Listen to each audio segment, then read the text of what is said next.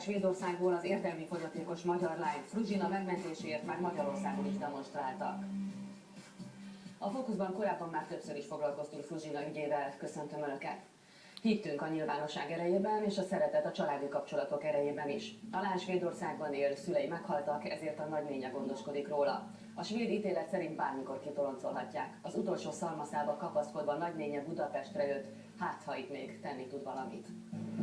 Liszt Ferenc repülőtér. A malmöi járat 20 perccel korábban érkezik, és ez nem is baj, hiszen Ruff Ágnesnek rengeteg dolga van Budapesten. Utolsó segélykiáltás az a mostani út, mert unokahúgát, a 21 éves értelmi fogyatékos Fruzsinát hamarosan kiutasítják Svédországból. Jogilag ez már fellebbezhetetlen, tehát jogerős a végzés.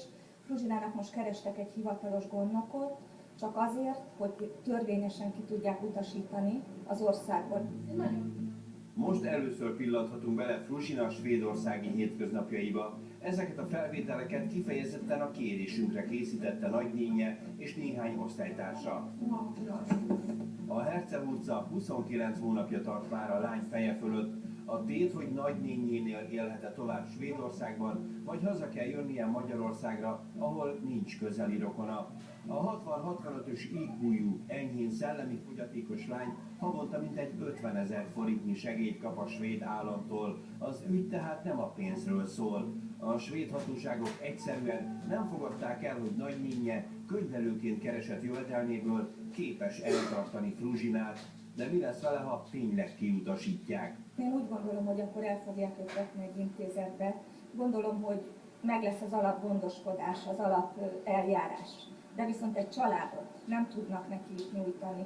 És Fruzsina ezt soha nem fogja megérteni, hogy ott a családjától miért szakítják most el. Tehát ezt én nem fogom neki soha tudni megmagyarázni, és senki a világon. A lány Malmöben egy enyhén szellemi fogyatékosok számára létrehozott iskolában tanul, képzik, szakács lesz. Ide sem járhatna, de az igazgatónő azt mondta, amíg ő vezeti az iskolát, addig Fruzsinának ott helye lesz. Hétfőn este a Magyarul Valóval című műsor vendége volt Nagy Boldizsár nemzetközi jogász, aki azt mondja, Svédország megtehetné, hogy Fruzsinának kedvező döntést hoz, de ragaszkodnak a papírformához. Ez az EU-s minimum lehetővé teszi a tagállamoknak, hogy ha valaki nem munkavállaló, nem gazdag és nem egészséges, akkor ne tűrjék, hogy ott maradjon, hanem arra kényszerítsék, hogy az állampolgársága szerinti tagállamban éljen. Tehát egy teljes szabad térség nem jött létre. Az ügy példátlan a svéd idegenrendészet gyakorlatában, hiszen egy életkora szerint felnőtt, de fogyatékossága miatt 8 éves szinten lévő szeméről van szó. A nemzetközi jogász szerint a magyar hatóságok is kirendelhetnének egy gondnokot, illetve lehetne érvelni az Emberi Jogok Európai Egyezményével is a lány ügyében. Azt lehetne mondani, hogy az ő visszaküldése Magyarországra az embertelen bánásmód tilalmába ütközik. És szerintem ez egy árható út. Mert? Hát mert valakit visszaküld egy olyan országba, ahol semmilyen rokona nincs, akihez közeli kapcsolat fűzi, ahol érzelmi instabilitás fenyegeti, ahol valószínűleg egy otthonba zárnák, az embertelen ahhoz képest, hogy élhetne egy szeretetteljes közegben a nagynényével.